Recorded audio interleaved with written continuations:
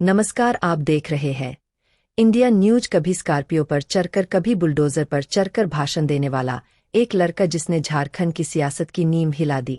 नाम है जयराम कुमार महतो। झारखंड के लोगों के बीच में उसे युवा टाइगर के नाम से जाना जाता है।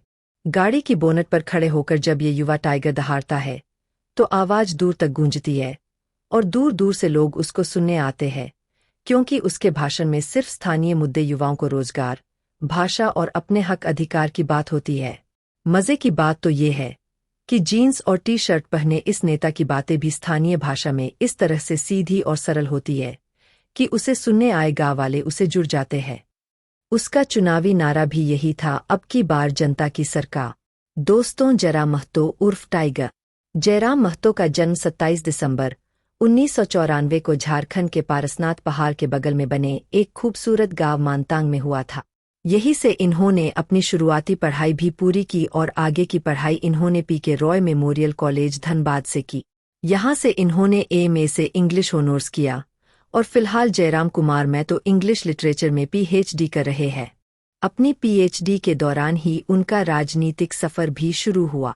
दोस्तों, एक युवा नेता के तौर पर वो तब उभरे जब झारखंड सरकार ने दिसंबर 2021 को एक अधिसूचना जारी करके राज्य के 11 जिलों में राज्य स्तरीय एग्जाम के लिए झारखंड की बाहरी भाषा जैसे कि भोजपुरी, मगही और अंगिका को क्षेत्रीय भाषाओं की सूची में डाल दिए। दोस्तों, इस अधिसूचना के बाद झारखंड में एक बड़ा भाषण आंदोलन शुरू हो गया, जिसमें पूरे प्रदेश के युवाओं ने आंदोलन किया। और दोस्तों, इन आंदोलन का नेतृत्व करने वाला कोई और नहीं बल्कि जयराम कुमार महतो ही था और यहीं से शुरू हुआ महतो की राष्ट्रीय राजनीति का नया सफर।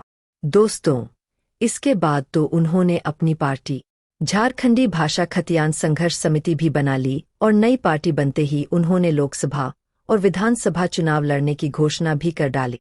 तमाम रैलियां और बड़े बड़े आंदोलन और गाड़ी के बोनट पर चढ़कर जब महतो भाषण देते थे तो सुनने वालों की कतार लग जाती थी। रांची, बोकारो, गिरिडीह, हजारीबाग, रामगढ़ और धनबाद जैसे जिलों में गांव गांव घूमकर अपने संगठन को मजबूत करने वाले जयराम महतो पर भारतीय जनता पार्टी और कांग्रेस समेत सभी राजनीतिक दलों की नजर रहती है।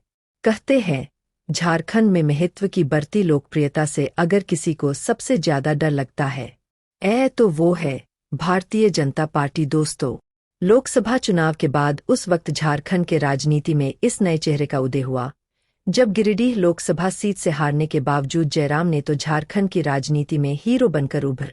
गिरिडीह से चुनाव लड़ रहे झारखंडी भाषा संघर्ष समय के जयराम महतो ने 3,47,322 वोट लाकर ये साबित कर दिया कि झारखंड की राजनीति में आने वाले समय में वो बहुत बड़ा उलटफेर कर सकते हैं।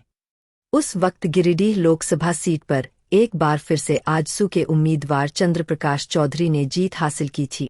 उन्होंने झामुमो उम्मीदवार मधुरा प्रसाद महतो को 80,880 वोटों से हराया था। यहाँ जयराम महतो वो तीसरे नंबर पर रहे थे, लेकिन उन्होंने हर राउंड में शानदार प्रदर्शन किया। जयराम महतो की दमदार दावेदारी का अंदाजा इसी बात से लगाया जा सकता है कि वो मथुरा महतो से मात्र 23,000 वोटों से ही पीछे रह गए थे। शायद इसीलिए वो हारकर भी हीरो बन गए। तो यही वजह है कि आज हर राजनीतिक दल उनको अपने साथ जोड़ना चाहता है। जयराम महतो खुद मानते हैं कि कांग्रेस और बीजेपी और बाकी पार्टी उन्हें ऑफर दे चुकी है, लेकिन उन्होंने जनता के मुद्दों को प्रभावी तरीके से उठाने के लिए खुद अपने संगठन पर ही काम करने का फैसला किया। दोस्तों, एक बार तो वो कोयला मजदूरों की मजदूरी को लेकर अधिकारियों से तक भिड़ गए थे। तब आम जनता ने कहा था कि कोयला मजदूरों को अपनी मजदूरी के लिए आंदोलन करना पड़े। इससे शर्मनाक क्या हो सकता है। एक समय था कि दलित और आदिवासी नेता अधिकारियों के सामने बात नहीं कर पाते थे और अब समय बदला। शासन सत्ता में दलित और आदिवासियों की साझेदारी हुई है।